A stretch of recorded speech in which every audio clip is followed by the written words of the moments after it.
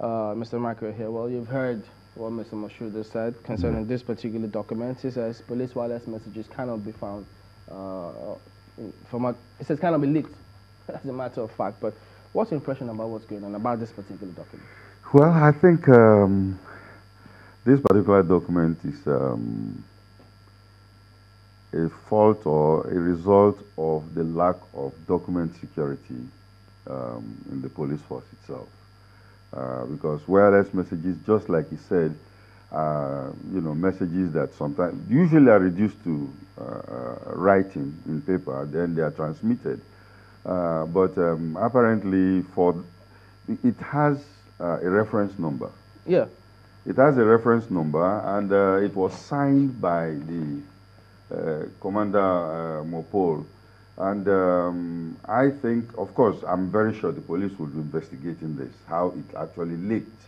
But it's a very difficult job for Moshood because he has to defend this.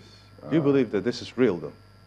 It has to be real. With the kind of details that are in this, it has all the elements of...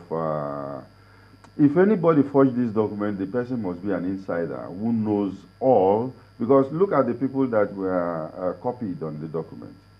These are all people that are the commissioners and everybody, the person must be an insider, who knows about, the workings of that system. Interesting. So you have had experience, you've interacted even with the police at very high levels, but one wonders that for police officers to be deployed to a theater of war, the kinds of training that they get, is it sufficient to equip them to face that challenge? Well, of course, they are well equipped to go for any kind of challenge, especially overseas. The Nigerian police have been known to engage in wars overseas. And in this particular insurgency war, I think the role of the police itself is to take over the areas that have been taken over by the military. The military goes ahead to fight the insurgency while the police, maintains internal security and then provide law enforcement in the area. I don't know if that's what they're doing or they're actually going to the war front with the policemen. I don't know that.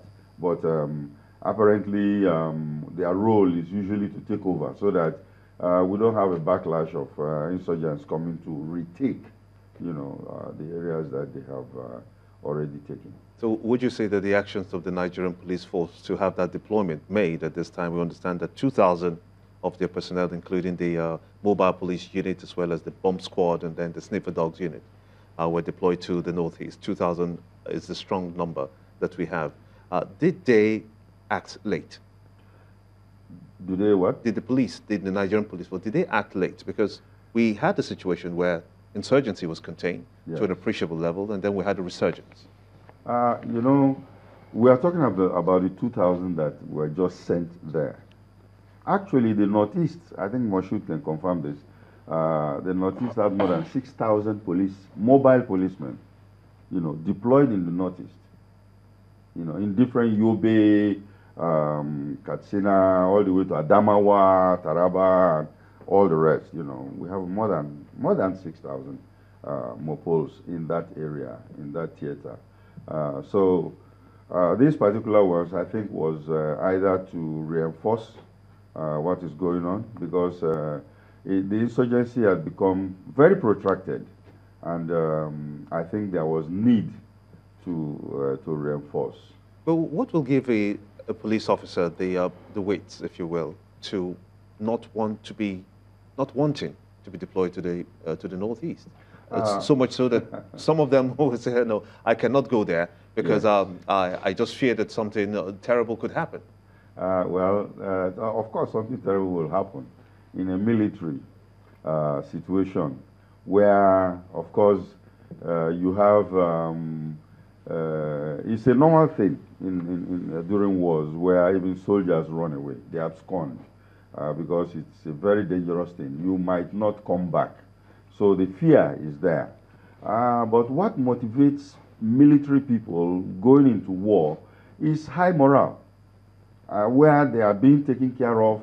They have very, very new equipment to fight with. Their families are taken care of, because a soldier going into, or a policeman going into war, you know, is well assured that if you die, your children, your wife will be taken care of. They live in a house, you know, no problem. And then, of course, they are being given very good allowances, and they are singing into war, okay? But when those things are not very much available, you find them having cold feet. Some will run away, because if there is no insurance program to take care of these people, they will run away. They feel that they're just going to, you know, and it also shows how you treat those fallen soldiers. If you are treating them very well, those who are going in can say, okay, if I die, this is what Nigeria is going to do for me.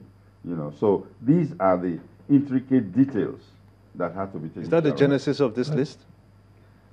It is possible, because some people feel that there are, you know, politicization, ethnicity, all moving into this, where they say, okay, the people are Southerners, or they are Christians, most of them, so they are sending them to go and die. But like Moshood said, there are 2,000 people, and if 167 are 190. 190. 190. Okay, if 190, that's a small number, you know, compared to the larger number. But it still comes to play whereby morale has to be high. If it's morale not high, many people will want to abscond. Okay, Mr. Moshood, let's talk a bit about that bit, the morale part. How motivated are the policemen that have been deployed to the Northeast? Thank you so much. We don't have problem of morale with our personnel. In fact, they are in high spirit, and they are determined to continue to do the best for the country. You want to give us, you want to give details into the citizenry. Would you want to give details as regards what level of motivation they have? For instance, is there insurance for their families? Is there accommodation? Should anything happen to them? That's where I'm going to, if you permit me, please. Okay. You see, the federal government have an assurance policy for every police officers that are involved in the Northeast, and even outside Northeast, that are involved in active duty. Any police officer that died or policeman that died in the course of carrying an active police duty have life assurance from federal government. And within the force itself, there's a statutory life assurance policy for all police officers. And the Inspector General of Police, IGP Ibrahim Putu, Idris MP, MNI, has equally on his own fashioned out an insurance policy that have been working, and at every meeting we have, the IG have with all Commissioner of Police and above, checks are issued out.